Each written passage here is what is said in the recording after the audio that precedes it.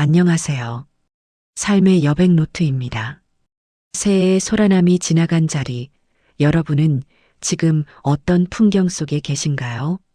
자식들 떠나보내고 난 뒤의 적막함은 매번 겪어도 참 낯설고 시립니다. 거실 바닥에 굴러다니는 손주 녀석의 양말 한 짝, 자식들이 다 먹지도 못하고 냉장고에 남기고 간 반찬들. 그걸 정리하다가 문득 싱크대 앞에 멈춰서서 멍하니 창밖을 보신 적은 없으신가요?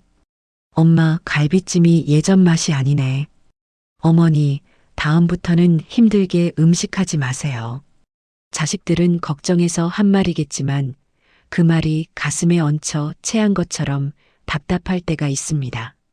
내가 시장을 몇 번을 보고 밤잠을 설쳐가며 고기를 재웠는데 서운함이 욱하고 올라오다가도 이내 고개를 저으며 참아냅니다. 아니지, 내가 자식한테 뭘 바라고 했나? 그런데 여러분, 우리 솔직해져 볼까요?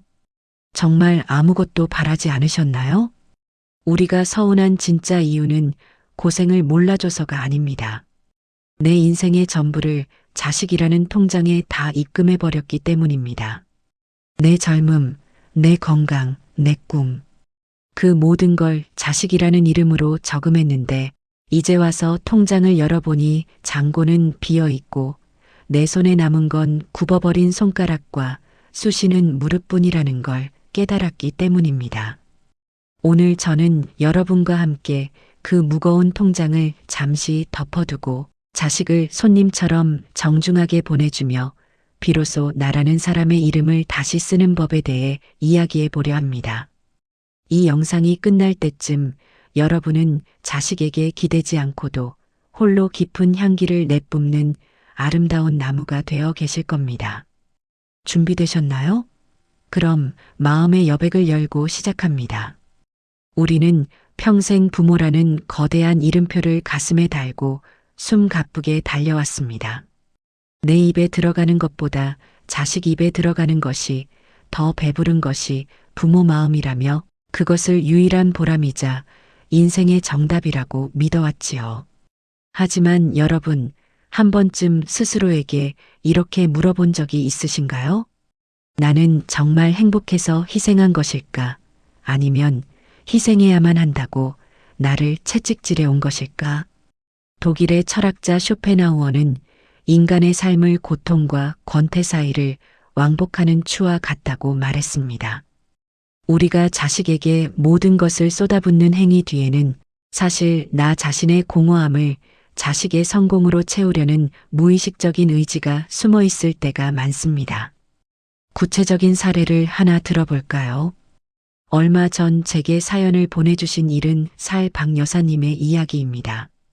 박 여사님은 평생 옷 한 벌 제대로 사입지 않고 돈을 모아 아들을 남부럽지 않게 공부시켰습니다. 아들이 좋은 직장에 취직하고 반듯한 며느리를 얻었을 때 여사님은 비로소 내 인생이 완성되었다고 생각하셨지요. 하지만 아들의 신혼집에 다녀온 날 박 여사님은 밤새 눈물을 흘리셨습니다. 세련되게 꾸며진 아들의 거실에서 여사님은 마치 어울리지 않는 낡은 가구처럼 느껴졌기 때문입니다. 아들은 정중했지만 차가웠고 며느리의 친절은 왠지 모르게 거리감이 느껴졌습니다. 내가 준 모든 것을 먹고 자란 아들이 이제는 나 없이도 너무나 완벽한 자신들만의 성을 쌓고 있었던 것이지요. 이때 박 여사님이 느낀 그 서글픔, 그건 배신감이 아니라 나라는 존재의 실종에서 오는 공포입니다. 자식이라는 표상에 내 모든 삶을 투영해버린 대가로 자식이 독립하는 순간 부모의 자아는 텅 빈 껍데기만 남게 됩니다. 쇼펜하우어는 말합니다. 인간은 오직 혼자 있을 때만 진정으로 자유로워질 수 있다. 그는 타인에게서 행복을 찾으려는 노력이 얼마나 덧없는 것인지를 강조했지요.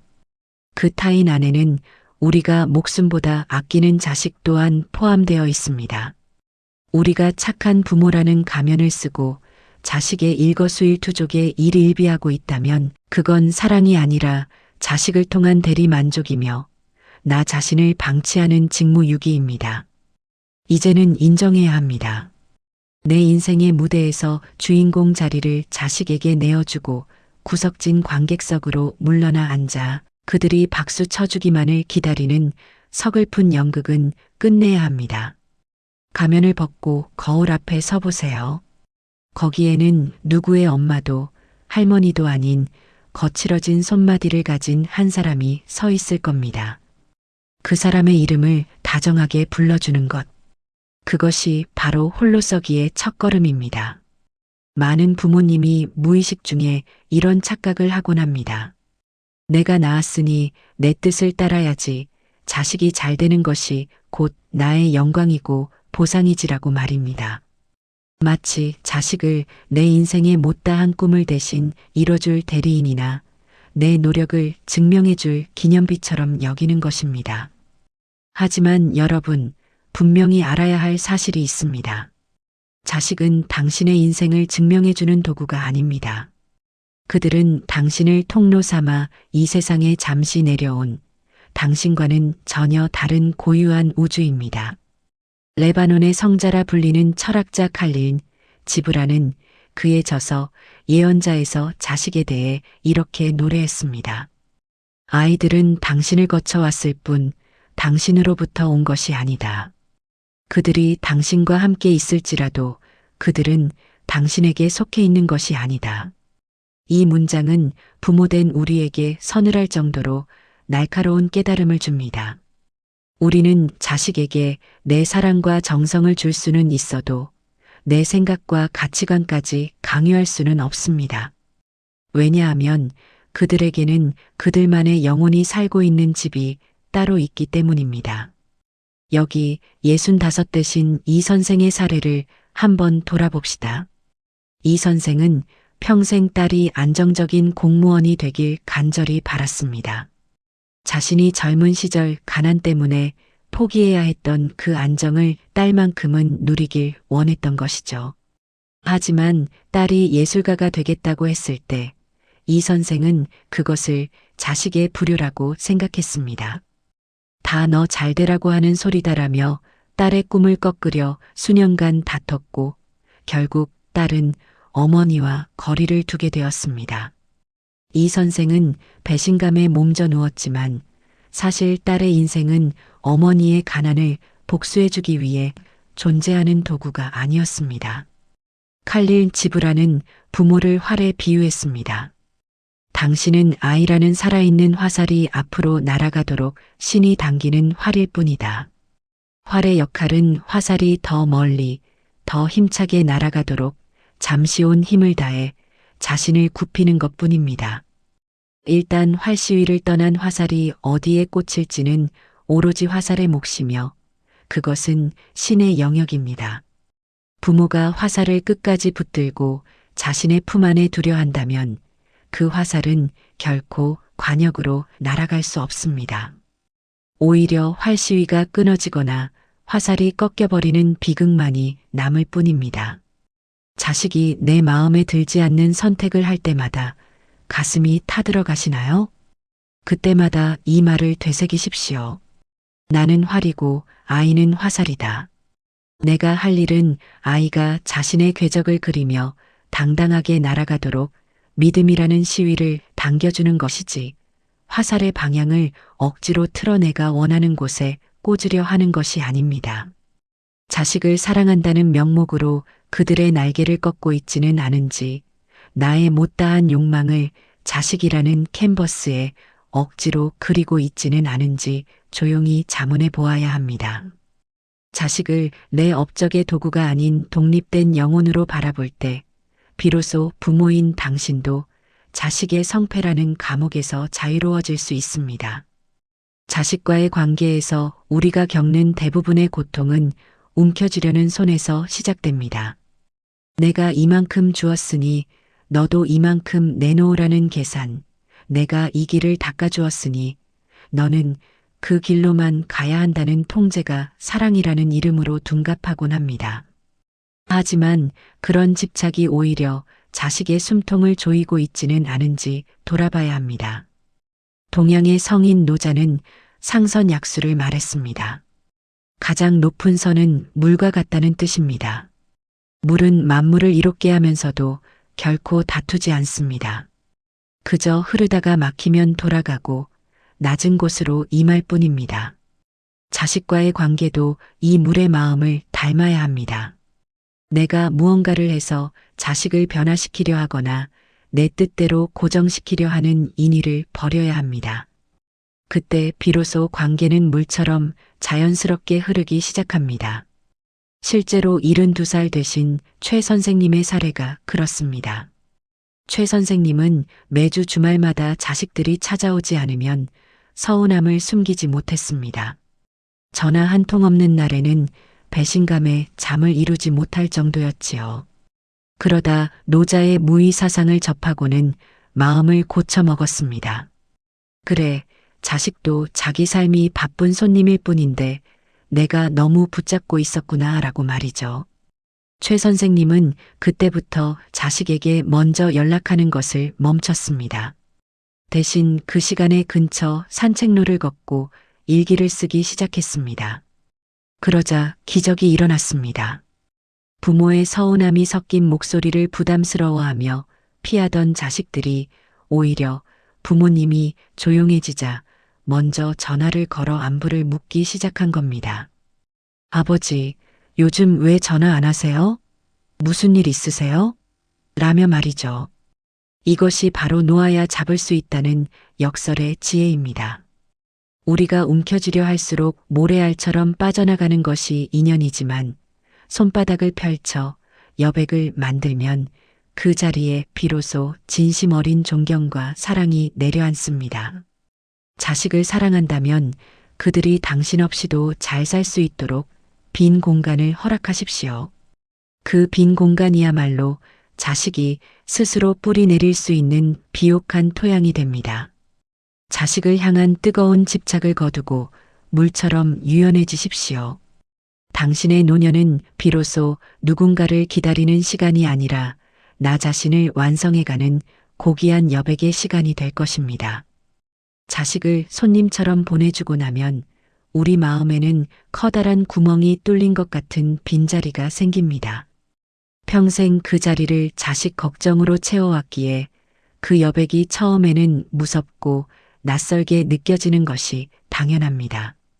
하지만 여러분, 그 빈자리는 쓸쓸함의 공간이 아니라 비로소 나라는 꽃을 피울 수 있는 비옥한 토양입니다. 독일의 철학자 니체는 자기 초극을 이야기했습니다. 어제까지의 나를 넘어서서 매 순간 새로운 나로 거듭나라는 뜻이지요. 니체는 타인의 시선이나 사회적 역할에 갇힌 인간을 낙타에 비유했습니다. 평생 무거운 짐을 지고 주인이 시키는 대로 사막을 걷는 낙타처럼 우리도 부모라는 짐을 지고 자식의 인생이라는 사막을 걸어왔던 건 아닐까요? 이제는 그 짐을 내려놓고 스스로 삶의 주인이 되는 사자가 되어야 합니다. 69 되신 정 여사님의 사례를 들려드리고 싶습니다. 정 여사님은 자식들이 독립한 뒤 찾아온 우울증으로 긴 시간을 고생하셨습니다. 이제 내가 쓸모없는 존재가 된 것 같다며 매일 눈물로 시간을 보내셨지요.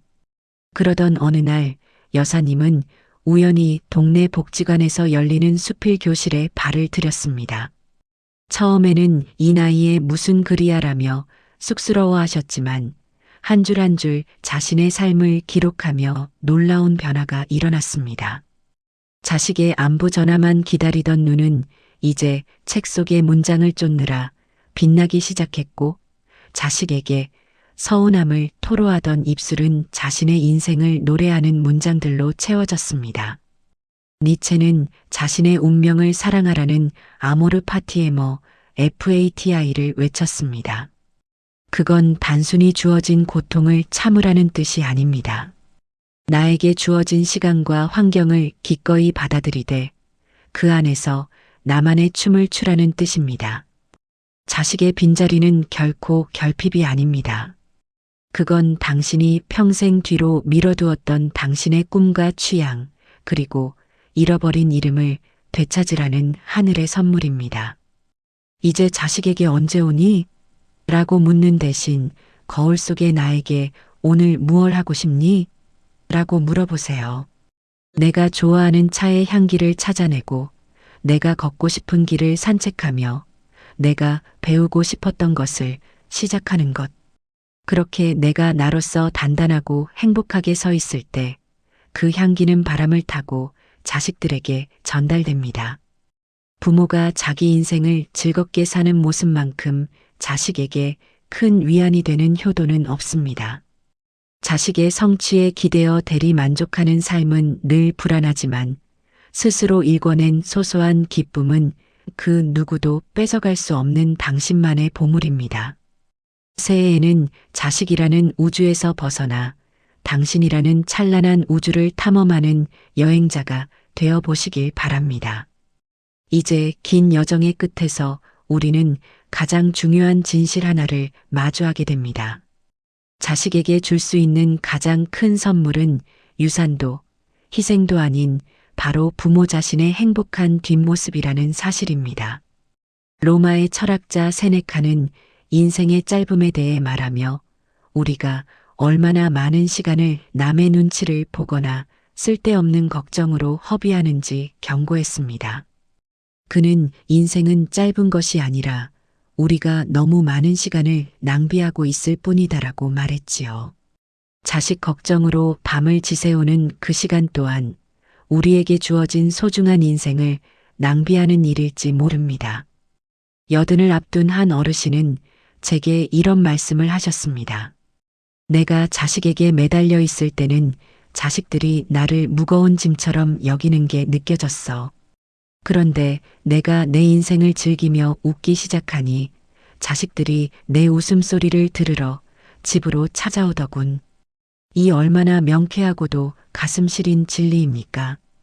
부모가 자기 삶을 사랑하고 당당하게 살아가는 모습은 자식에게 너희도 나중에 저렇게 멋지게 나이 들 수 있단다라는 희망의 이정표가 됩니다. 반대로 부모가 평생을 희생만 하며 불행하게 지낸다면 자식은 평생 그 부모의 그림자 아래서 무거운 죄책감을 안고 살아가야 합니다.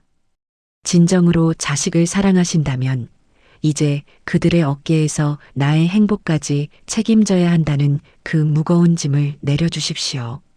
당신이 오늘 마시는 차 한 잔의 여유, 오늘 처음 배운 악기의 서툰 연주, 오늘 친구와 나눈 유쾌한 수다.